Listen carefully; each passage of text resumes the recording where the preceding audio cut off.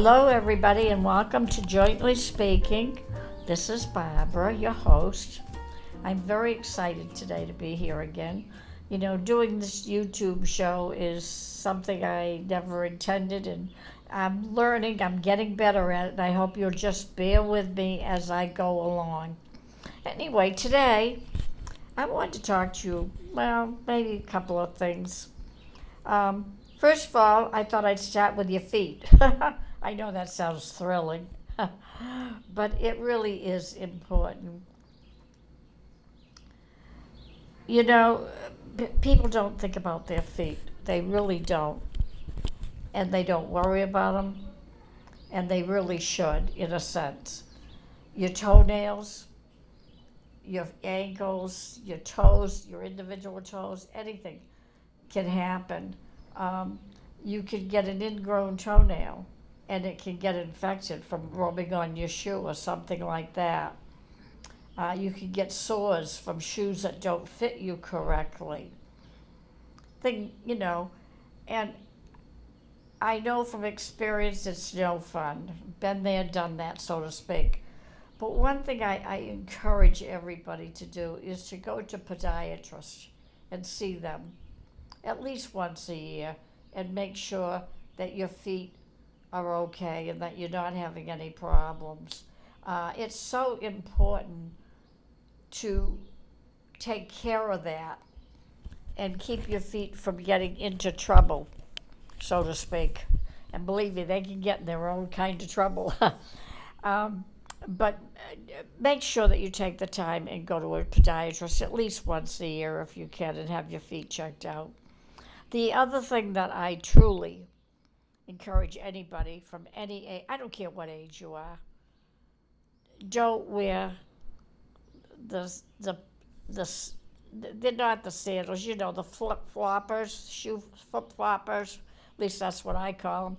That, you know, you slide your toe into the rubber and it goes between your big toe and your other toe, and that's it. There's no heel support. I call them flippers. They're really not very good for you. And I mean in the sense that you could slip out of them and trip and fall. And I've seen it happen to people, and it's not fun. Some people break an arm or a leg, or they hurt their legs. You know, they bang their head depending on where they fall and how it happens.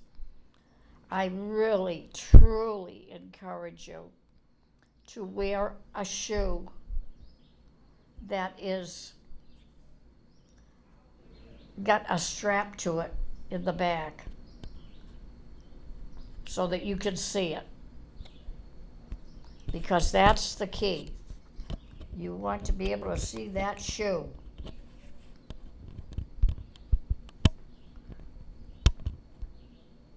And it's really important that you do that and have a strap on your shoe so that you don't slip and trip over. You know, you can trip over the slightest thing, a little lift in the sidewalk, you know, where they put, like how the sidewalk is made in sections.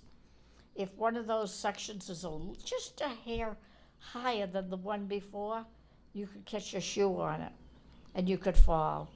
And that would be not good. And I just encourage you to please think about that. And wear a shoe. A sandal is fine if you have a strap on the back. As long as you got something holding your heel in the shoe. You know, that's the key. It's not something you want to have an accident with, okay? And I really encourage that. And seeing, like I said, your podiatrist at least once a year, or maybe twice a year, depending on what you feel you need to. Especially if you can't reach your own feet. If you can't reach your feet to trim your toenails, then you may want to see a podiatry more than once a year. That's what I would recommend. I try to see them twice a year if I can. I find that works for me. And it keeps me, you know, on the safe and narrow, hopefully, so that I'm not having problems. But it really is important. I know recently I got an infected toenail. I was amazed, absolutely amazed that that happened. I couldn't believe it. And believe me, I've learned my lesson. I've never had it happen before. And it was just, I thought the toenail was fine and it wasn't. It looked short, but where the infection was on the side of the toenail from the top to the bottom of the nail. Never would have thought of it. But anyway, it's something to think about, something to be careful about. And I hope you'll, look, look at it and do it. Take care of yourself, not have any problems like that. We don't want any problems. That's the least of your worries, right? Okay, well, like I said, try and see him once or twice a year, depending on what your situation is. And make sure you wear good shoes or sandals that have straps, something like that. So just keep that in mind as you're going. And, so that's one of my little hints for today. I'm trying to be careful today. I've had a rough week. I have to tell you, I am very upset. I have a cell phone, and it hasn't been working for 2.5 days. And I finally, today, about noontime, it started working again. And I was absolutely amazed and very happy that it is working. The reason being, I don't know what, they claim it's the building I'm in. I'm in a 3-story building. I'm in the basement part of it, the bottom floor, whatever you want to call it. And the reception is evidently horrible here. You go upstairs and it gets better, but it's not perfect up there either. And I have never in my life had a telephone service that I consider this bad. And I hate to say the name of the company, but I'm going to. And I hope you'll stay away from them, or at least call them and be sure you know what you're getting into. I can't even get a hold of them for service. My phone won't go through. I got it through, and then it just says it's busy. Nobody will answer, or you can't even leave a message. That's ridiculous. I can't believe this. But anyway, it's Spectrum. Spectrum Wi-Fi service, telephone service, TV, whatever. I'm having a very hard time. If anybody works for them and can get me in touch with somebody to help me, I would appreciate it. I'm right at this point, I'm ready to scream. So something to think about.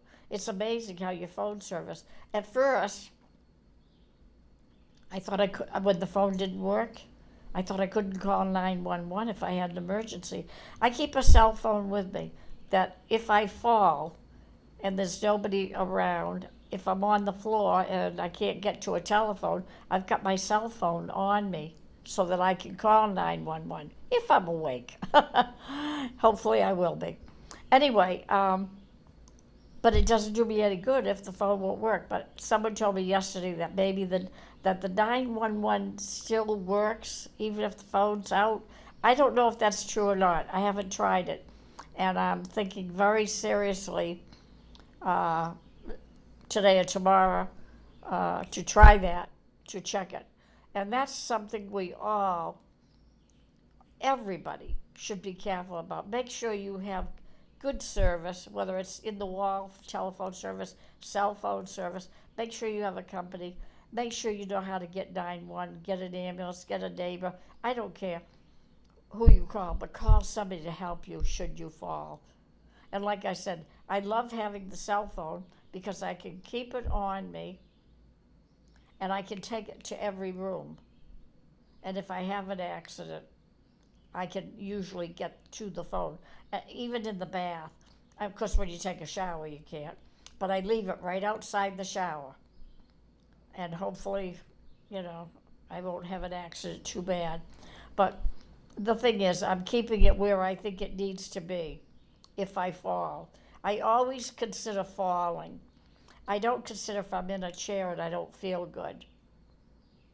I always consider if I fall, am I going to be able to reach my phone? So keep the cell phone on you at all times.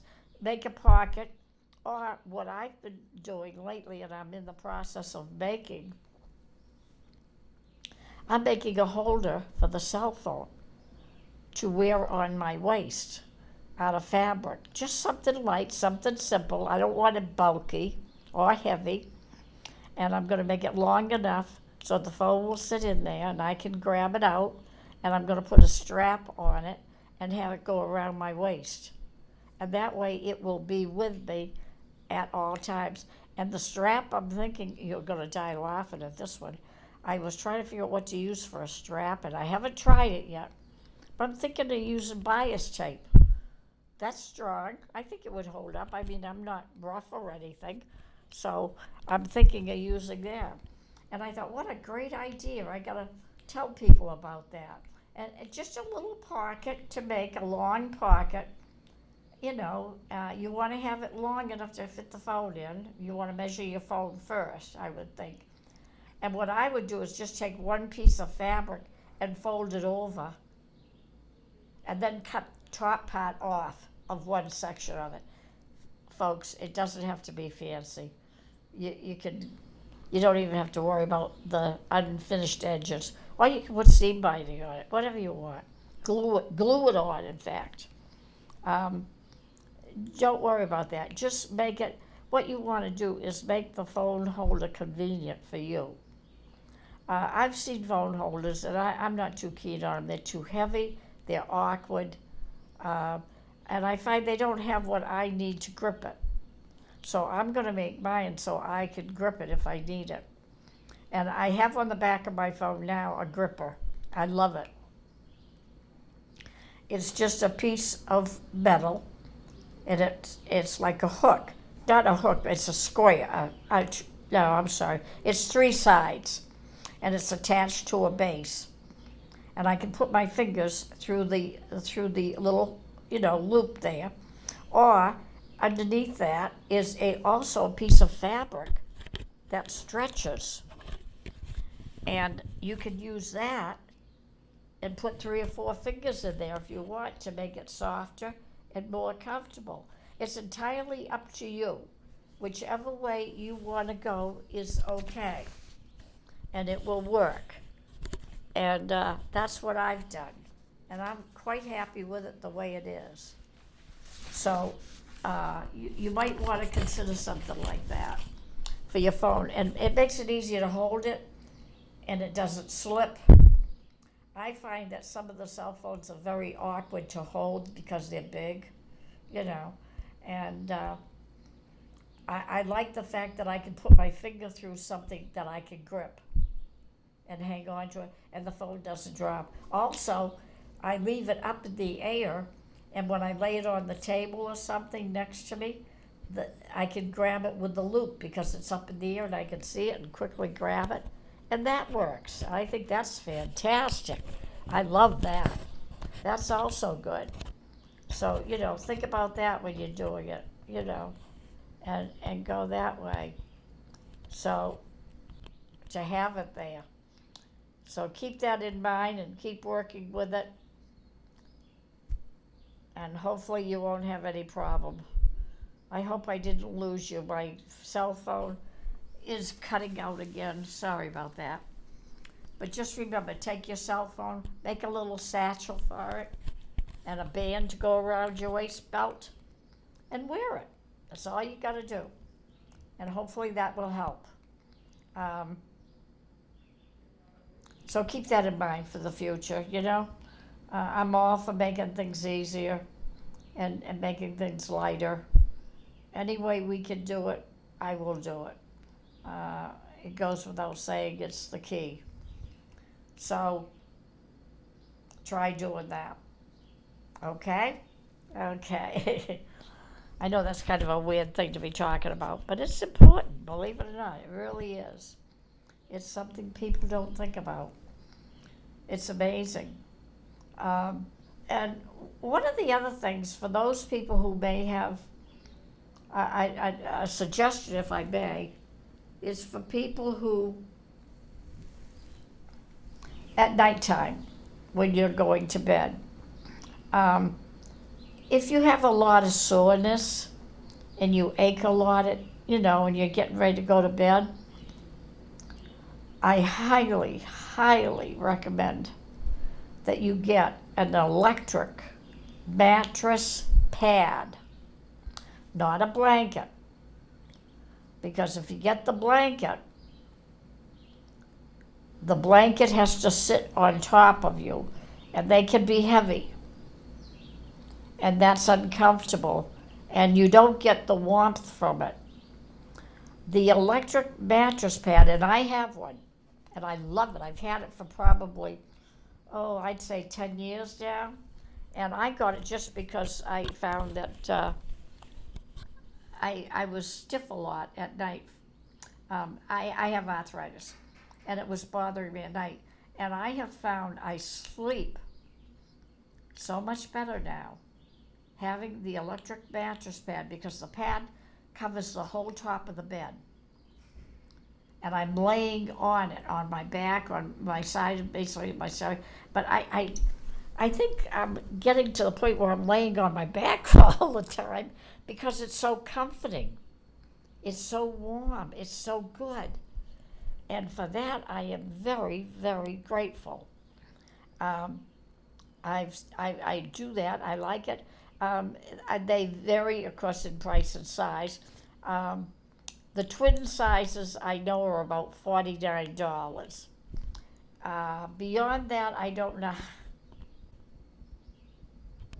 So they're about $49 for the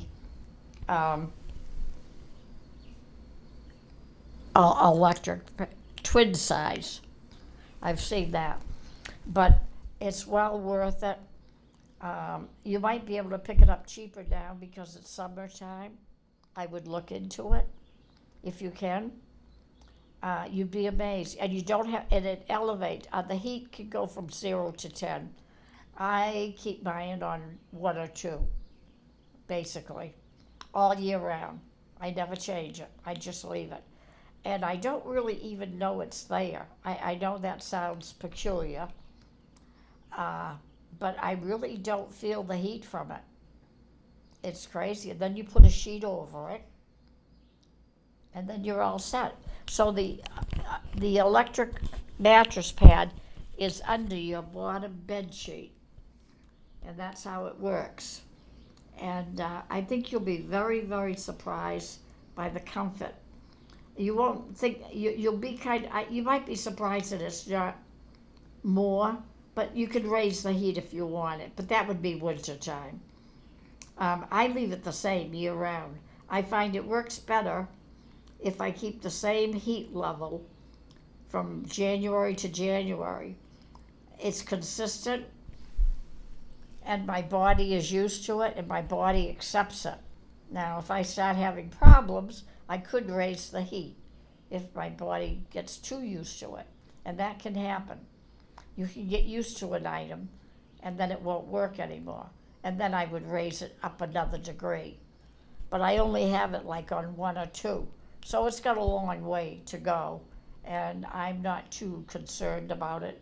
That will last me, I feel, for quite a long time. So, like I said, and I've had them for 10 years. I find them very successful. This is my second one, and I just got it about a year ago. So they last a long time. And my other one was still working. It was that I was in Florida, and I was moving, and we decided to sell it with the bed and everything, and that's what they did. So anyway, just so you know. But they do last a long time. They're very, very well made. And like I said, it's electric. It plugs into the wall. You just leave it there. And you have a control up on your bed. And you can regulate the control to whatever degree. But start low. Start on 1, and then, see how you feel. Don't go to 10 and then be unhappy, because that's not good. Because when you do that, then you got nowhere else to go. Start on number 1 and work your way up, if you have to. Okay? Okay. So I thought that was a good idea. And I think you'll like it too. There are so many things you can do, to make yourself comfortable and work well. This is going to sound peculiar to most people, probably, but I don't like to take showers early in the morning because you get up in the morning, even in the summertime, it's not really comfy. I know it sounds weird, so I always pick a day that I know I'm going to be home, and at lunchtime, after I have my lunch, I go in and I take my shower, and I'm quite happy. It's warm enough, the house is comfortable, I'm comfortable, and then I come out and I'm all set. And I try to do it on any day that I'm not going somewhere. Um, you know, and if I have to, I could do it later in the day too. You could do it around 4 or 5 o'clock. You might like supper time. I don't like doing it after that hour, and the reason is, having arthritis, I realize I get sore by the end of the day, and my legs are weak and everything, because I've been up all day doing, and I don't trust myself in the shower to not to stand up constant. So I like to take it before 5 o'clock in the daytime, or actually 4 o'clock. And I take it before that time of day, and then I don't worry about it. And that's something you should consider. If you're tired, if you've had a rough day, don't try and go out and go in and take your shower if you're tired. You tend to make mistakes. You're not paying attention. You could slip and get hurt. And that's the honest to God's truth. And I'd rather see you be careful and stay safe. So think about that when you're taking your shower the next time. Try and do it at a good time of day. When you've eaten, you feel comfortable, and the weather is good inside and outside, mostly inside, of course. But, make sure your house is at a comfortable temperature and you feel good doing it, and just do it. But it really is important that you do that. I can't stress that enough. It really does make a lot of difference for people. I'm sorry, my recorder went off. It's talking about going out. If you're planning to go out for the day, please rest an hour prior to leaving. Sit in a chair, relax, listen to some music or something. But then when you go out with your friends, you'll feel better. Because you know what it's like when you go out with friends. You got to be active and busy and, stay motivated. And you can't, especially if they're driving, you can't always come home when you want to. It's going to be up to them when they're driving. So I highly recommend that you do that. Just relax and pick the best time of day for you. Is 10 o'clock in the morning good? 1 o'clock in the afternoon better? I wouldn't go after dinner. Definitely not. The end of the day is no time to go shopping. But pick out a time of day that is best for you when you're comfortable and you feel good. Because that shopping, I hate doing. I have to admit it. I just dread it. And yet, I'm not too keen on doing it online either. If you do it online, you don't get to try it on, which makes it hard. So I find that a little difficult. So when I look for something online, I get very specific.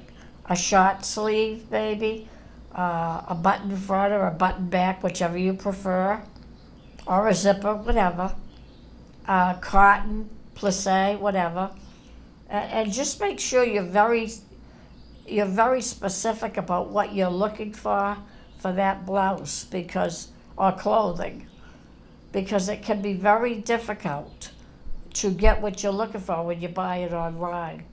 I really feel that's something that most people don't think about, and I know from my own experience, it can be difficult. Not too much fun.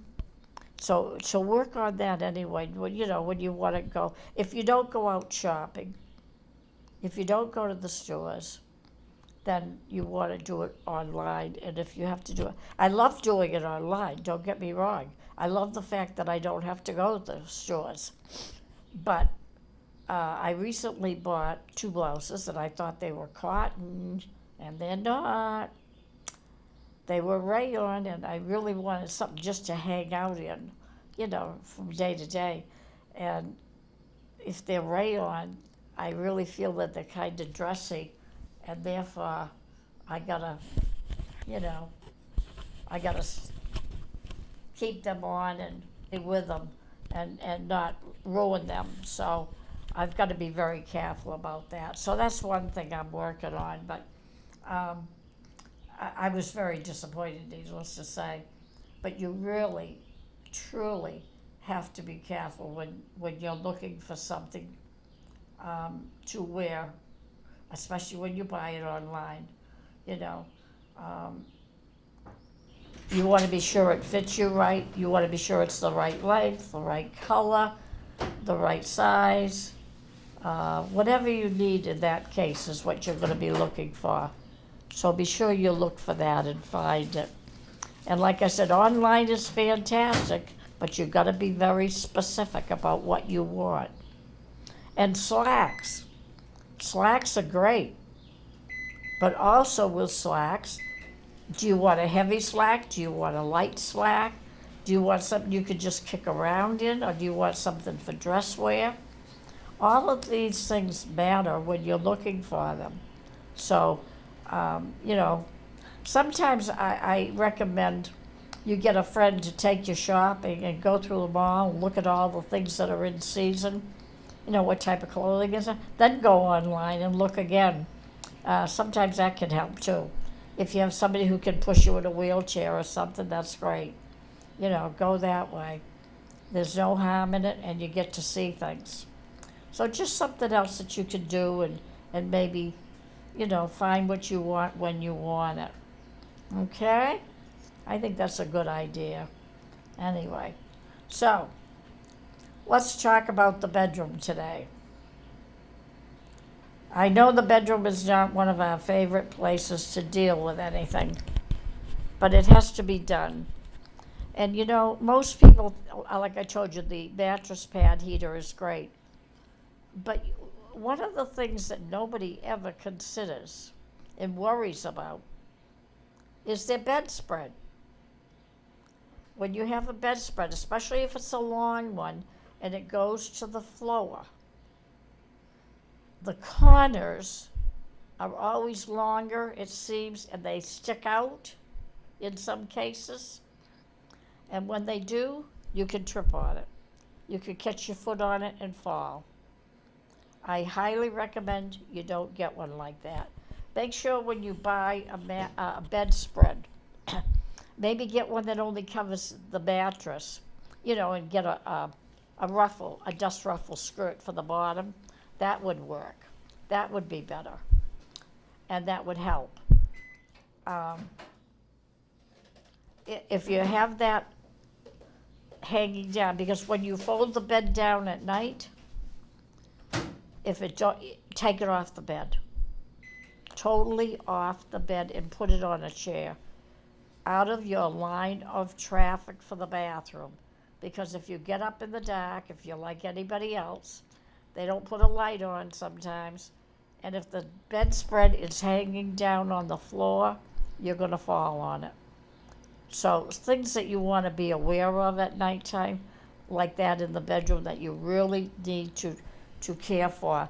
And that bedspread can be the biggest problem of all. I really believe that. Your dresser, if you have trouble reaching the bottom drawer, find a dresser that has legs on it. and raises everything up.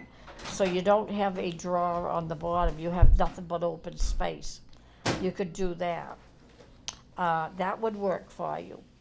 And then, always put your clothing that you wear every day, in other words, necessities. Keep that at a level that you can reach. I always say waistline level, because then you can pull the drawer open, grab what you need, and shut the drawer again. Because I think most of us keep our clothes in the closet, with the exception of maybe sweaters, something like that. But keep everything at a level that you can reach. If it's a heavy sweater or a sweatshirt or something like that you don't wear very often, put it in one of the bottom drawers. It'll work better for you. And then when you need it, get a pair of reaches, and you can get it that way. And we'll talk about reaches another time, but you can get them anywhere, and they will help you to get your clothing. So that's one thing that you could do with your dresser. You have longer legs on it, and not have a drawer in the bottom of it. It will help you to reach things much, much better. Okay? Now the closet, that's always a fun place. The closet, the best thing I can tell you to do for the closet is to lower the hanging shelf. Have somebody come in and just bring it down, maybe 12, 14 inches, lower it. Your clothes will not touch the floor. You'll have plenty of room, and it will be easier for you to hang things and to get things out of the closet. Much, I don't know why they ever built them that high. I can't see it. Unless you wear a formal gown every night. That's the only reason I can see that you need a shelf that high in your closet. But it really, really needs to be lowered to make it convenient for you. And even a long skirt. I know in my closet I have a long skirt, or did have. And I lowered my shelving 14 inches, and the skirt never touched the floor, so you don't have to worry about it really. It's really simple. And then you can still keep your shoes on the bottom if you want to. But hanging the clothes lower will make it easier for you to put them on a hanger and hang them up, and to take them off when you want to wear them. It's just common sense, and it's easy to do. It's not expensive. All you do is take the piece that's on your wall and just move it down 14 inches. That's all you do. And you can get somebody to do that, a family member or a friend, somebody like that, to help you with that. Okay? Okay. One of the things that I recommend for most people, I know you get up and you think, oh, it's dark, you don't want to put a light on because you don't want to wake anybody else up, but that's not necessarily a good idea. But you can get, depending on where you have your light in your room, have a control, a remote control for your light. In other words, you plug it into the wall control, and you put the light switch into this additional piece. And then they give you a hand piece, and you put it by your bed. And when you want to get up, you just push it, and the light will go on. It's great. I like it for every room in the house. Living room, bedrooms, I don't care. Kitchen, I never used it in the kitchen, but I use it in every other room and it works great. I like the remote. It's easy to work. You just snap it. Because a lot of people can't pull chains, or they can't push the snap type on the light switches, depending on what they are. And so what you can do with this is just, put it on the control. It's very easy to do, and they're very inexpensive. You can find them in Home Depot or Lowe's or any hardware store, really. And I think they're maybe $3 or $4, and you can get one that has more than one light switch on it. So in other words, you could use it for 2 or 3 lights. Like say in your living room, that's where I would use it if I had to. That might work better for 3 switches. And you could use it in that living room. And that would make more sense. It's very convenient. It's very helpful. And you don't have to worry about it. And so the remote light switch is fantastic at nighttime. It's even good for your kids. Think about it. If they don't have a light, if the light is on their dresser and the dresser they can't reach when they wake up, maybe you have a little end table next to their bed. Leave the switch on that and let them turn it on when they wake up in the middle of the night. Nothing wrong with that. That would work for kids too. And that's what you have to remember. These things that I'm talking about can work for anybody. You don't have to be old or young. You can be anyone. And it will help you with your home. Okay? Just a reminder. Okay. I just want to make sure we're all on the same boat here. Okay.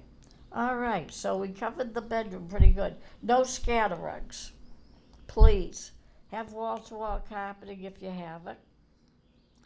If you don't have wall-to-wall carpeting, don't put a scatter rug in. They move too easily. You catch your foot on them too easily, and you fall too easily. Not a good idea. I highly recommend that you do not do that. The scatter rugs are very, very dangerous. They truly are. And you can get really hurt, especially at nighttime. But if you have wall-to-wall carpeting, you're okay. And that would work for you.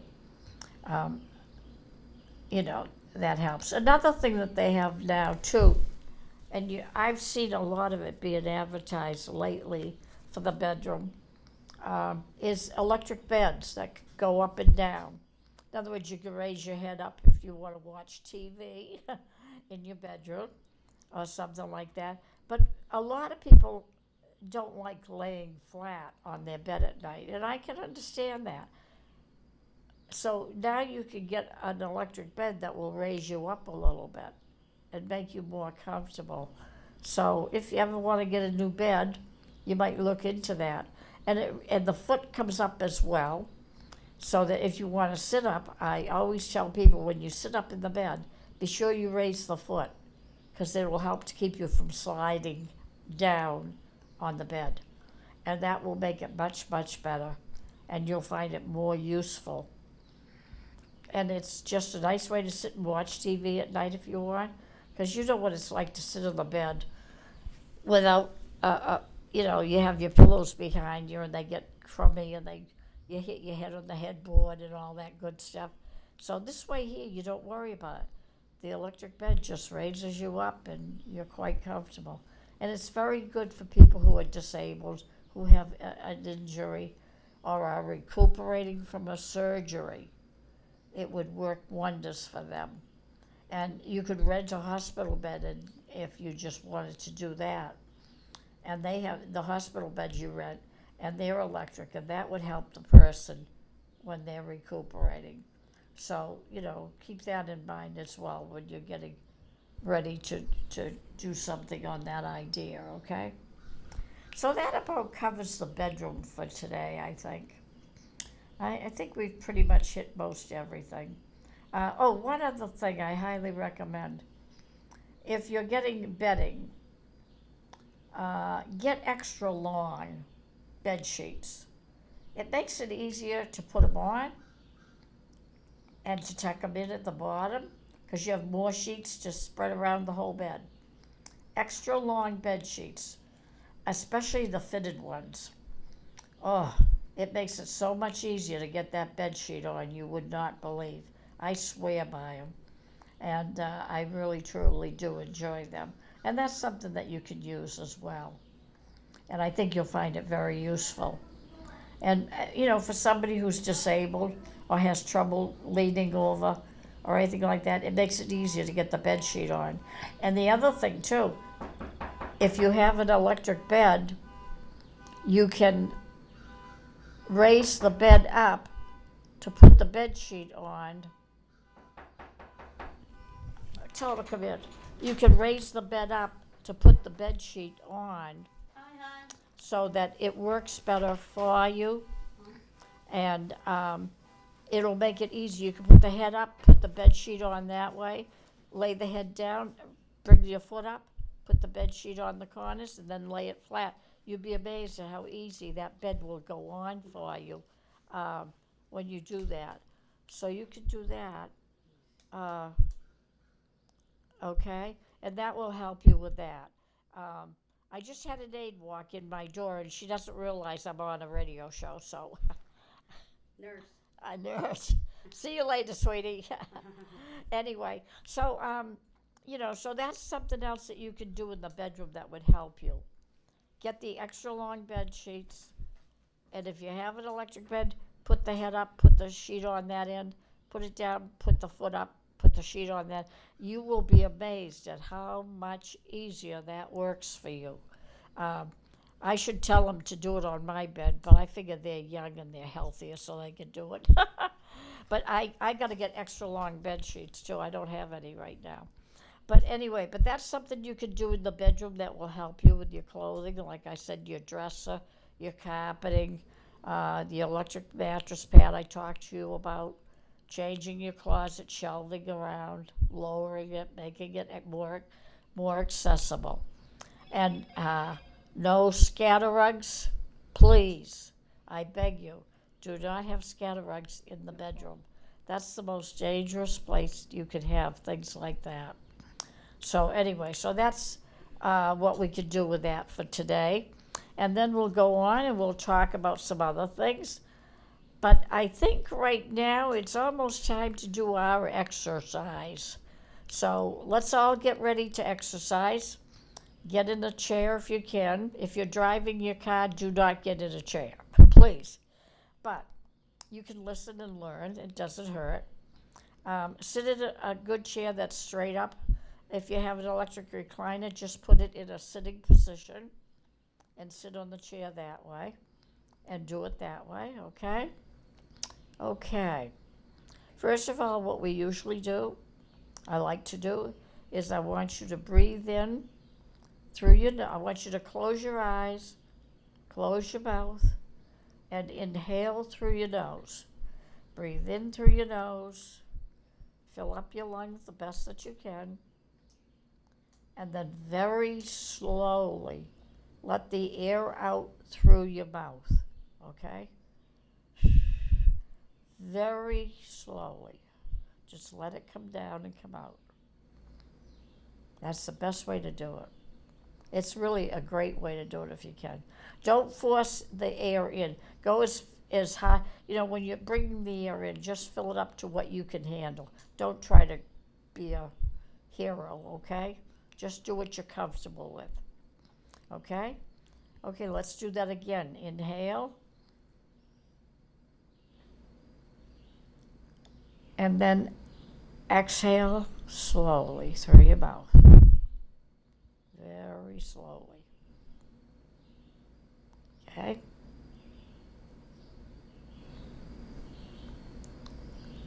And one more time. Inhale.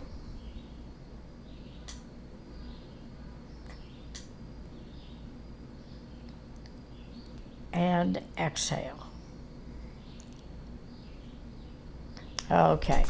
All right, let's start with our feet today, okay? They need a little working. So put your feet flat on the floor. Hey, take my brace on. Yeah, put your feet flat on the floor. And I want you to... No, wait. And I want you to raise your toes up. No, keep doing the rest of it. Right here? No, straps on the front of it. The straps on the front. Oh, sorry. Okay. And then, Wait. yeah. And then I want you to lift your toes up and bring them back down. Just your toes. Make sure your heel stays on the floor. Okay? Okay. Let's do that again. Bring your toes up and lower your feet again. Okay? Bring your toes up and bring them back down. Okay, everybody okay? Okay, now let's put our legs together. No, let's not. Let's take your right leg and straighten it out. It's bent, right? You're sitting straight. So take your right leg and straighten it out in front of you. And bring it back down. You don't have to hold it for any length of time, but do it slowly. Don't rush it. If you rush it, you could maybe pull a muscle or something. So you always want to do exercises slowly. Bring it out. There we go. And lower it back down slowly. Very good. Go back out. And bring it back down again as you please. Very slowly. That's your right leg. Okay? Now let's do the left leg. Straighten it out. Bring it up in the air. Not up in the air, but, straighten the knee. And then bring it back down so you're sitting straight up. Okay? Feet flat on the floor. Bring your left leg out and straighten it. And then bring it back down. Okay? Okay, let's bring your left foot out. Straighten your left leg. Very good. And bring it back down. Very good. Okay, now I didn't mean to rush you there, I'm sorry. Okay. Let's put our legs flat on the floor. Make sure your feet are flat, on the floor. And I want you to put your knees together, just gently. Just close, lean them against one another, okay? Now, leaning against one another, I want you to push both legs at the same time together. In other words, not hard. Just take your left leg and your right leg and push it against the other leg. Just very gently and push it. And then release it. Okay? Good. Now push it again. And release it. You do it very gentle there. You'll feel it up through your thigh, up into your hip area. Just a little bit, but it does work. Okay, so push the knees together one more time. There you go. And release them. Very good. And that helps. You won't notice it too much, but it does help from the knee to the hip. No? Oh, there was somebody in here who did. The aide was here just now. Excuse me, ladies and gentlemen. I don't know. Anyway, okay, let's do our fanny packs. She was in here and pushed the button. Anyway, okay, I'm sorry, forgive me. Interruptions today are terrible, and I do apologize. Okay, we're sitting down straight. Pinch your butt together, your buttocks. I know it's not a pleasant word, but you don't want me to call it your fanny. You don't want me to use a nasty word either. Okay, pinch it together and release. Very good. Okay? You don't have to hold it, just pinch it. So let's do that again. Pinch your buttocks and release.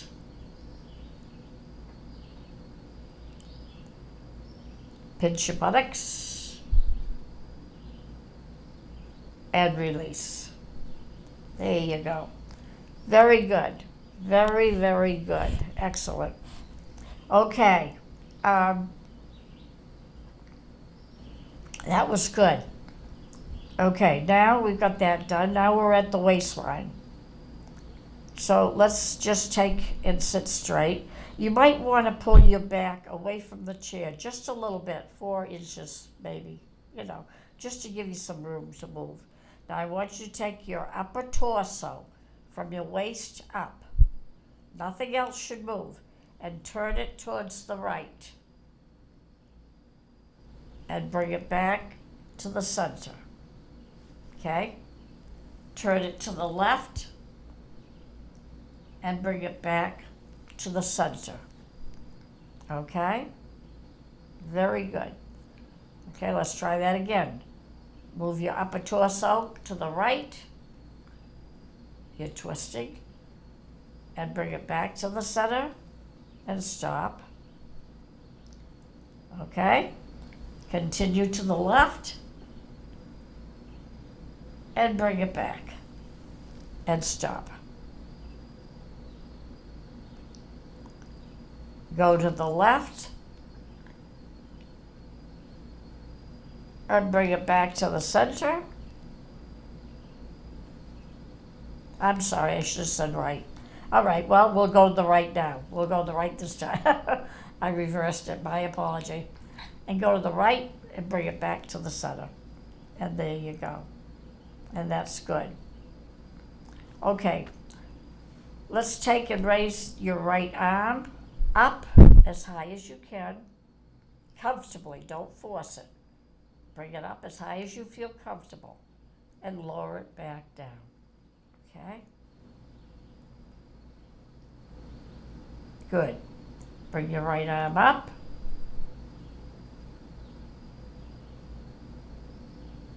And bring it back down slowly. Remember, coming down slowly is the work that you do with the exercise in the arm. It's the hardest thing to do, to control that arm, because your arm wants to drop. But don't let it. You control it, and you take it down very slowly. And that's when you're really working the muscles and making them do what they're supposed to do. Okay? Okay, bring it up. Now bring it back down slowly. Okay, now your other arm. Bring it up. And bring it back down. Very good, keep it up. Bring it up. And lower it slowly.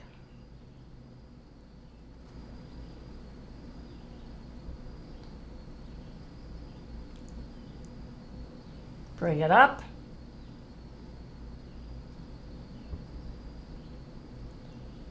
And lower it slowly. Terrific, terrific. Well, we're getting close to the end of the show. I want to do one more exercise with you. You know my favorite. I don't know if you do or not, but I like to tease everybody. We're going to collect change. Lay your arm out in front of you with your palm down. Okay? Now turn. You can do both together, both arms together. Now turn your palm over and collect all your tips for the day. My favorite one. Okay? Then bring it back over and dump it in your piggy bank. Okay? Let's do that again.